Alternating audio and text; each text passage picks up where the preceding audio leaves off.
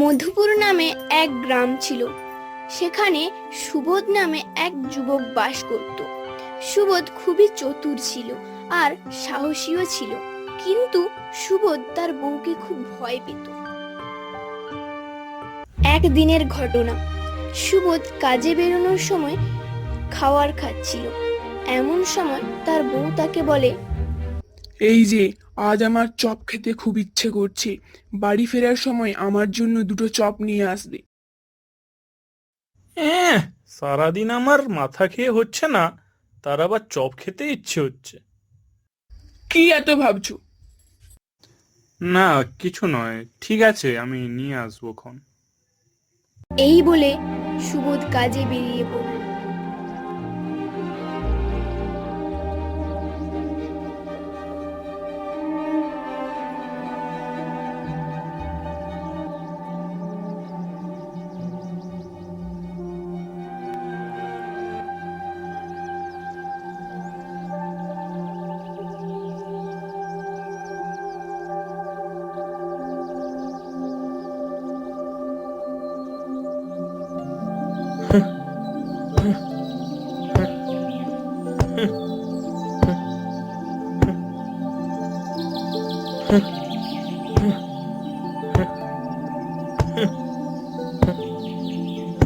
কাজ করতে করতে সুবোধের মনেই ছিল না যে তাকে চপ নিয়ে আজ তাড়াতাড়ি বাড়ি ফিরতে হবে। এই রে, কাজ শেষ করতে এত দেরি হয়ে গেল। দেখি আবার চপের দোকানে গিয়ে দাঁড়াতে হবে। চপ আবার শেষ হয়ে গেলে গিন্নি আবার ঘরে কেলেঙ্কারি জুড়বে।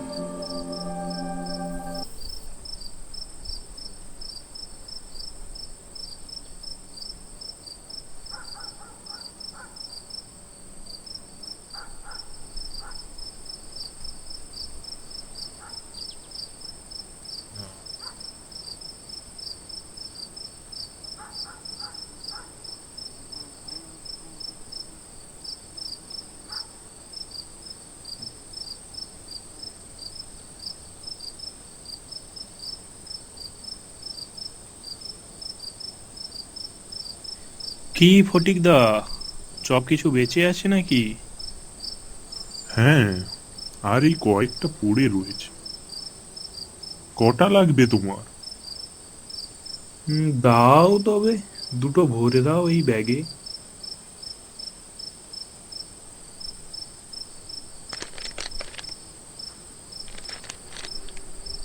এই নাও।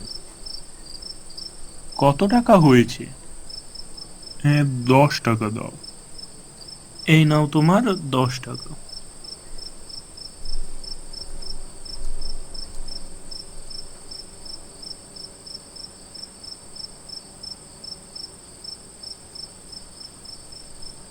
চাঁদনি রাতে গাছের নিচে দুলছে আমার পা।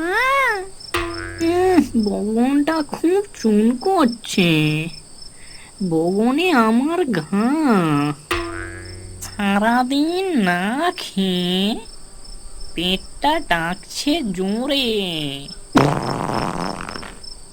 বগনের গন্ধে বুঝি পেটটা যাবে মরে। না, আর পারা যাচ্ছে না, বুঝি নাকটা করতে হবে বন্ধ।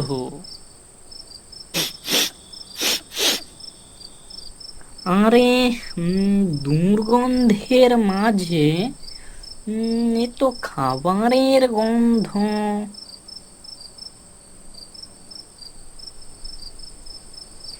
ওই তো কেউ একটা আসছে মনে হচ্ছে।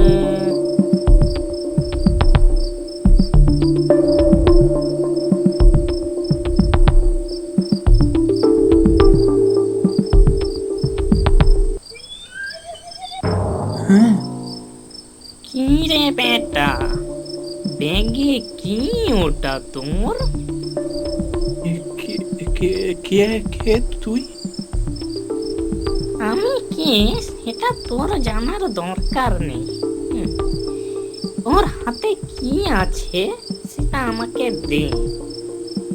এই রে, এ তো বুঝি এক গেছো ভূতের পাল্লায় পড়া গেল।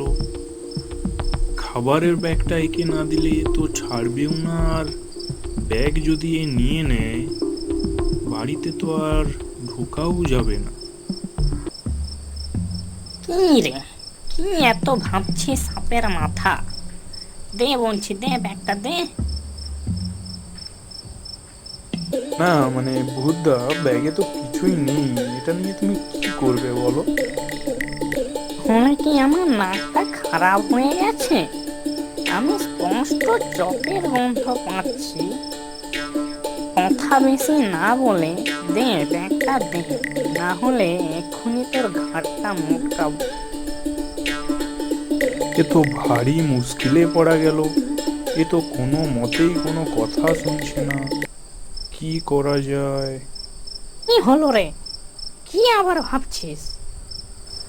না না না, কিছুই নয়। আচ্ছা, ভূতটা এত বগল চুল করছে কেন? আচ্ছা ভূতদা, বলছি কি তোমার বগলে কিছু হয়েছে? তুমি এত বগল চুল করছো। কেন রে, তুই জেনে কি করবি? তুই কি ডাক্তার নাকি? না, তা নই, আমি ডাক্তার নই, কিন্তু আমি চুলকনির চিকিৎসা জানি, তাই যদি তোমার কিছু সাহায্য করতে পারতাম তাই বললাম আর কি। তাই নাকি রে? আমাকে আবার ফাঁকি মারার চেষ্টা করছিস না তো? না না। দেখ, যদি ভাবিস যে আমাকে ফাঁকি মেরে চলে যাবি, তার পরিণাম কিন্তু খুব খারাপ হবে। আর হ্যাঁ, তোর ওষুধে যদি কাজ না হয় তাহলে তার শাস্তি তোকে ভোগ করতে হবে। না না, তেমনটা হবে না। তাহলে বোন, কিভাবে এই চুলকানি ভালো হবে? ওই যে বিছুটি পাতার গাছ মনে হচ্ছে, এই নাও, এই গাছের পাতাটা পুরো গায়ে লাগিয়ে নাও। এটা লাগিয়ে নিলেই পুরো চুলকনি ভালো হয়ে যাবে? হ্যাঁ, একদম ভালো হয়ে যাবে। এটা লাগানোর পর দেখবে তুমি পরীর মতো আকাশে উড়ছো। কি বলিস রে? দে তবে।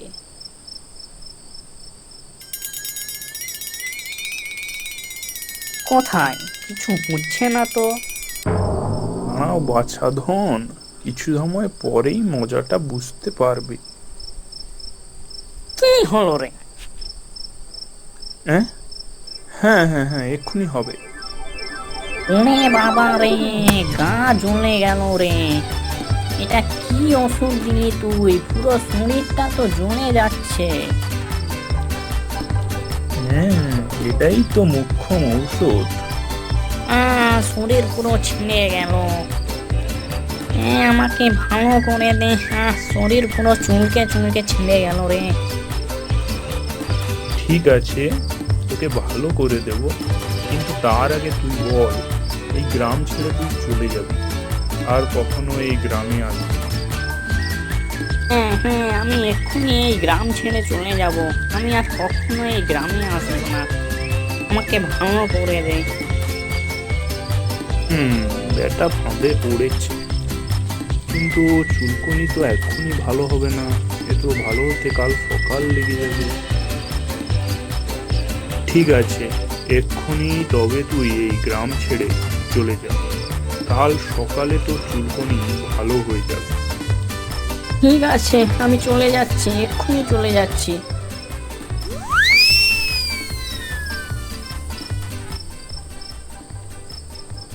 উফ, খুব বাঁচান বাঁচা গেল।